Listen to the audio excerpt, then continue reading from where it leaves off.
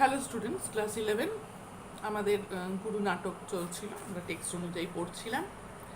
আমরা দেখলাম যে বালকের দল পূর্ব ফাল্গুনী নক্ষত্রে ঢোড়া সাপের খোলস খুঁজতে যাচ্ছে। তারা সেটা পোড়াবে, পুড়িয়ে তাদের পূর্বপুরুষদের ঘ্রাণ করাবে এবং তাতে নাকি ভয়ানক পুণ্য হবে। পঞ্চকের এটা জানা ছিল না, পঞ্চক এটা জানলো। এই বলে বালক দল বেরিয়ে গেল। এবার রয়েছে পঞ্চক আর সুভদ্র। এই সময় উপাধ্যায় মশাই প্রবেশ করছেন। সুভদ্র বলছেন পঞ্চককে, উপাধ্যায় মশাই। পঞ্চক বলছে, আরে পালা পালা, উপাধ্যায় মশাইয়ের কাছ থেকে একটু পরমার্থ তত্ত্ব শুনতে হবে, এখন বিরক্ত করিস নি, একেবারে দৌড়ে পালা। সুভদ্র যাতে প্রকাশ না করে ফেলে সে পাপ করেছে উপাধ্যায় মশাইয়ের কাছে, সেই জন্য সুভদ্রকে এখান থেকে চলে যেতে বলছে পঞ্চক। একটু পরমার্থ তত্ত্ব আমি শুনবো উপাধ্যায় মশাইয়ের কাছে, একটু জ্ঞানগম্যী কথা শুনবো, তুই এখন চলে যা, দৌড়ে পালা। উপাধ্যায় মশাই এসে সুভদ্রকে এই কথা বলছেন। কি সুভদ্র, তোমার বক্তব্য কি শীঘ্র বলে যাও, তুমি তোমার কি বক্তব্য জানতে চাও, বলো শীঘ্র। সুভদ্র বলে ফেলছে, পঞ্চকের শত বাধা নিষেধ সত্ত্বেও বলে ফেলছে, আমি ভয়ানক পাপ করেছি। পঞ্চক বলছে, ভারী পণ্ডিত কি না, পাপ করেছি, পালা বলছি। তুই ভারী পণ্ডিত হয়ে গেছিস, অনেক বড় নিজেকে মনে করছিস, তাই বলছিস পাপ করেছি, চল পালা এখান থেকে যা। উপাধ্যায় মশাই উৎসাহিত হয়ে গেলেন, পাপ করেছে, ব্যাস। তাই উৎসাহিত হয়ে, পাপ করেছো, ওকে তাড়া দিচ্ছ কেন? সুভদ্র শুনে যাও, উপাধ্যায় মশাই ডাকছেন এবার, পাপ করেছো, শুনে যাও শুনে যাও। পঞ্চক নিজে বলছে, আর রক্ষা নেই, পাপের এতটুকু গন্ধ পেলে একেবারে মাছির মতো ছোটে। মাছি যেমন গুড়ের গন্ধ পেলে বা মধুর গন্ধ পেলে ছুটে যায় বন বন করে, সেরকম উনিও পাপের গন্ধ পেয়েছেন, ব্যাস এবার ছুটেছে সুভদ্রর দিকে। উপাধ্যায় বলছেন, কি বলছিলে? আমি পাপ করেছি, সুভদ্র জানাচ্ছে। পাপ করেছো, আচ্ছা বেশ, তাহলে বসো, শোনা যাক। একদম বসিয়ে রসিয়ে যেন শুনবেন উপাধ্যায় মশাই সুভদ্র কি পাপ করেছে। আমি আয়তনের উত্তর দিকে, বলো বলো, উত্তর দিকে দেয়ালে আঁক কেটেছো?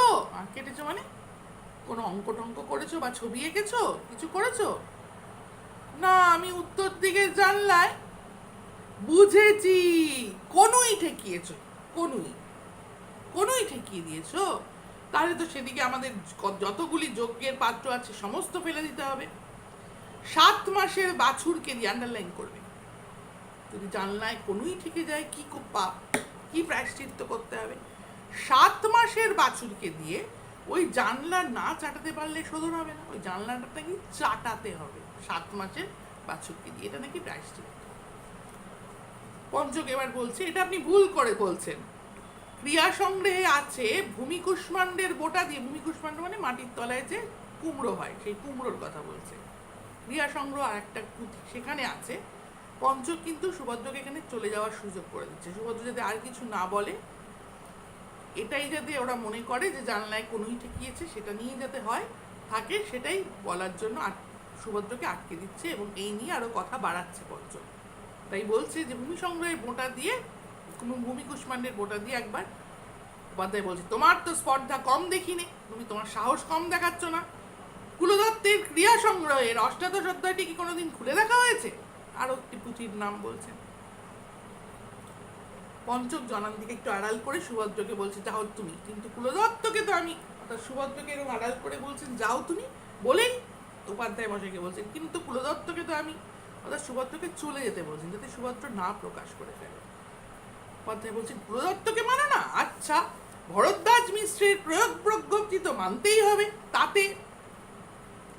কিন্তু সুভদ্র পঞ্চকের কথা শুনে চলে যাচ্ছে না, সে সেখানে ঠায় রয়েছে এবং উপাধ্যায় মশাইকে বলছে, উপাধ্যায় মশাই, আমি ভয়ানক পাপ করেছি। পঞ্চক তাকে থামিয়ে দিচ্ছে, আবার সেই কথাই তো হচ্ছে, তুই চুপ কর।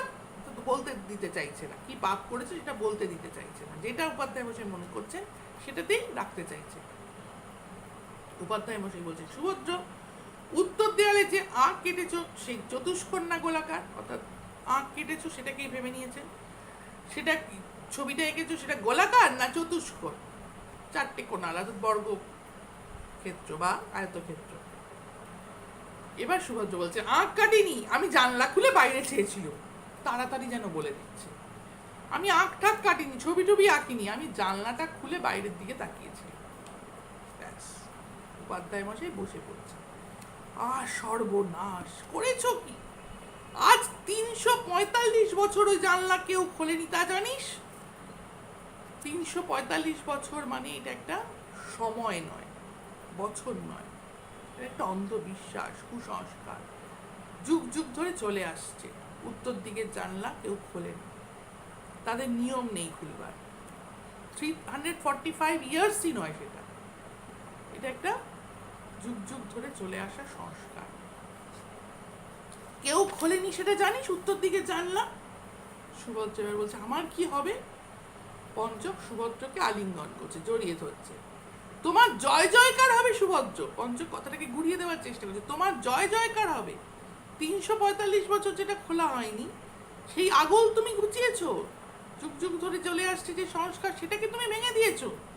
তোমার এই অসামান্য সাহস দেখে উপাধ্যায় মশাইয়ের মুখে আর কথা নেই। উপাধ্যায় মশাই তো আর সর্বনাশ হয়েছে বলে ফেলেছেন। তাই পঞ্চক সেই কথাটাকে ঘুরিয়ে দেওয়ার চেষ্টা করে বলছে, তোমার এই অসামান্য সাহস দেখে উপাধ্যায় মশাইয়ের মুখে আর কথা নেই। গুরু আসার পথ তুমিই প্রথম খোলসা করে দিলে, অর্থাৎ তুমিই প্রথম এই দরজা খুলে আলোর প্রবেশ করালে, বাতাসের প্রবেশ করালে, মুক্তির পথ দিলে আমাদের। এই সমস্ত জীর্ণ রীতিনীতি সংস্কারকে ভেঙে তুমি যেন আমাদের গুরু আসার পথ প্রশস্ত করে দিলে। তুমি সেই ব্যক্তি যে আমাদের গুরু আসার পথ প্রশস্ত করে দিলে এই আয়তনে। তাই তোমার জয় জয়কার হবে বলে প্রস্থান করছেন সেখান থেকে। এরপরে আচার্য ও উপাচার্যের প্রবেশ। আচার্য অদিন পূর্ণ, তিনি আলোচনা করছেন উপাচার্যের সঙ্গে। এতকাল পরে আমাদের গুরু আসছেন। উপাচার্য বলছেন তিনি প্রসন্ন হয়েছেন, নিশ্চয়ই তিনি খুশি হয়েছেন। তাই আচার্যর মনে দ্বিধা, সংশয়।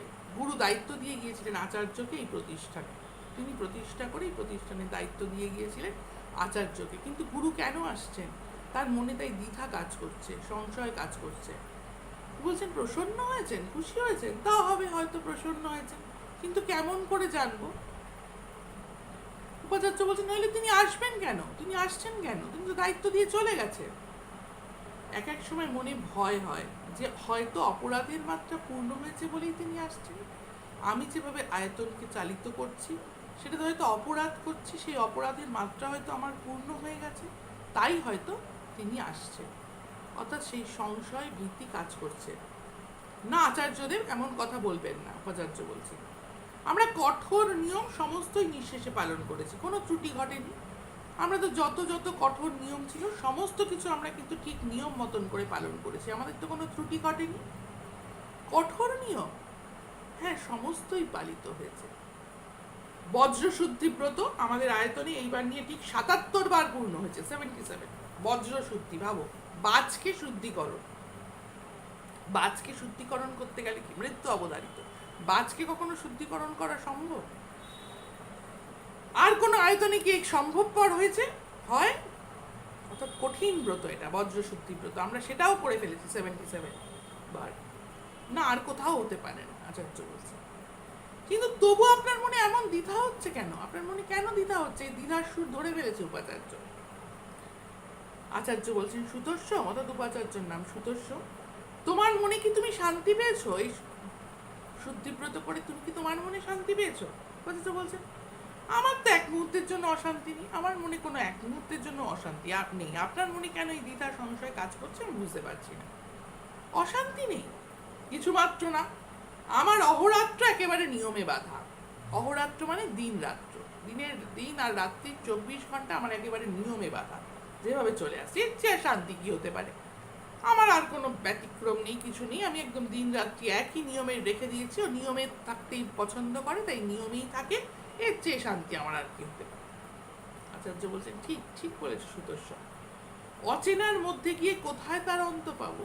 যেটা অচেনা, যেটা অজানা, তার মধ্যে কি আমরা কোথায় তার শেষ পাবো? এখানে সমস্তই জানা, সমস্তই অভ্যস্ত, অর্থাৎ আমরা একটা নিয়মের বাধা, আমরা তার ব্যতিক্রম ঘটাই না। এখানকার সমস্ত প্রশ্নের উত্তর এখানকারই সমস্ত শাস্ত্রের ভিতর থেকে পাওয়া যায়, তার জন্য একটুও বাইরে যাওয়ার দরকার হয় না। এই তো নিশ্চয় শান্তি। আচার্য আবার নিজেই নিজেকে প্রবোধ দেওয়ার চেষ্টা করছে, নিজেই নিজের সান্ত্বনা বাক্য উচ্চারণ করছেন। হ্যাঁ, এখানে তো দিন রাত্র নিয়মে বাঁধা, এখানে যা যা ঘটনা ঘটছে সবই পুঁথিতে লেখা আছে, নিয়ম কানুন সবই লেখা আছে, তাই আমাদের আর বাইরে যাওয়ার প্রয়োজন পড়ে না। এটাতেই হয়তো আমরা নিশ্চল শান্তি পাই। উপাচার্য বলছেন আচার্যদেব আপনাকে এমন বিচলিত হতে তো কখনো দেখিনি। আপনি আজ হঠাৎ কেন এরকম বিচলিত হয়ে পড়ছেন?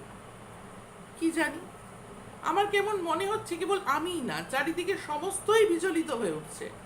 আমার মনে হচ্ছে আমাদের এখানকার দেওয়ালের প্রত্যেকটা পাথর পর্যন্ত বিচলিত। এই যে দেওয়াল ঘিরে রয়েছে অচলায়তনকে, সেখানকার প্রত্যেকটা পাথর যেন বিচলিত হয়ে পড়ছে। তুমি এটা অনুভব করতে পারছো না সুতোষম?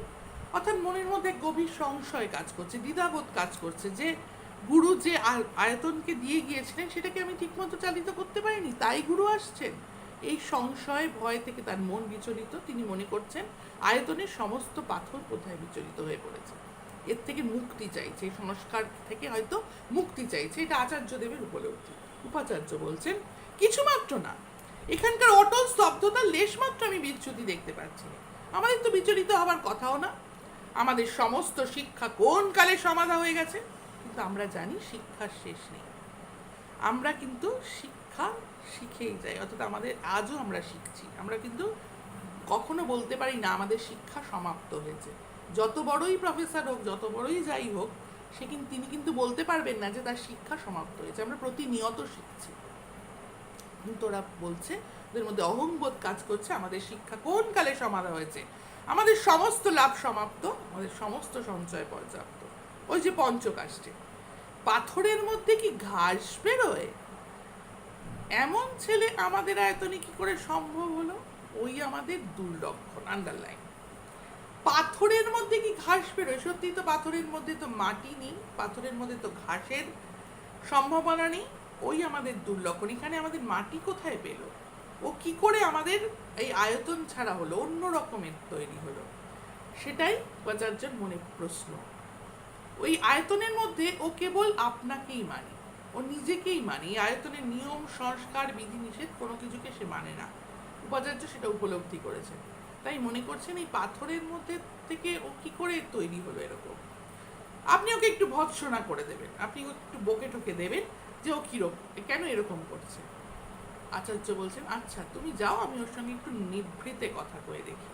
ঠিক আছে, তুমি যাও, ওর সঙ্গে আমি একটু একান্তে কথা বলে দেখি ও কি চায়, কি করছে, কি আর ভাবছে, ও চিন্তাধারা কি। এই কথা বলে উপাচার্য চলে যাচ্ছে।